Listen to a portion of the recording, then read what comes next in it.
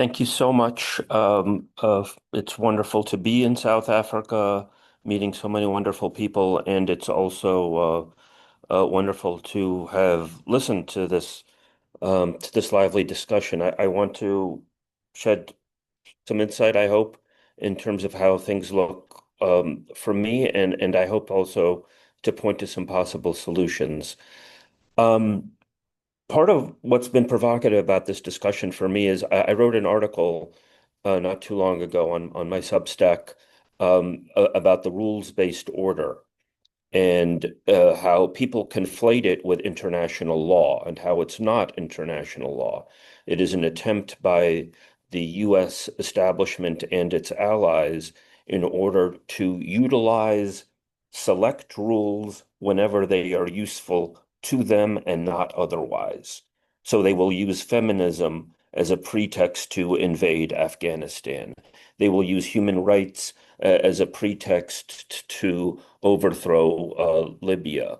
They will use non-proliferation to falsely target Iraq. They use all of these things, which seem like good things and are good things at a deeper level, but they will manipulate them. And it occurs to me that sovereignty itself also fits under that rubric, that empire will use sovereignty in order to suppress popular sentiment in some cases and not assert sovereignty when it might threaten empire.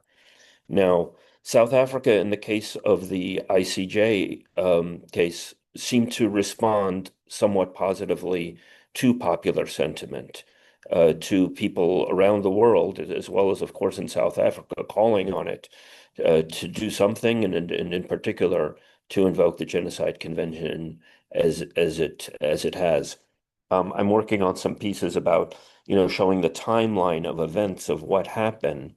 And if you really look at that, first off, people have been calling what Israel's doing genocide for years. In 2014, there were a lot of calls, but nobody invoked the Genocide Convention. And that was a failure of each of those countries that did that, including South Africa, including Iran, including everyone, Brazil, etc. But finally, South Africa invoked the Genocide Convention, and then you had the two initial orders of the ICJ, um, but they weren't really specific enough. Um, and then finally, a very direct order in May of 2024, which the US then derailed with Joe Biden's preposterous proclamation that Netanyahu had agreed to a ceasefire. I now suspect that that was likely largely orchestrated, that the U.S. Was not completely. I think so many actors want to act as if they're doing something to prevent an oncoming crime, but not necessarily to step over the line and take the risk of actually stopping that crime from happening. Now, I applaud South Africa, certainly the people of South Africa and the government for having invoked the Genocide Convention.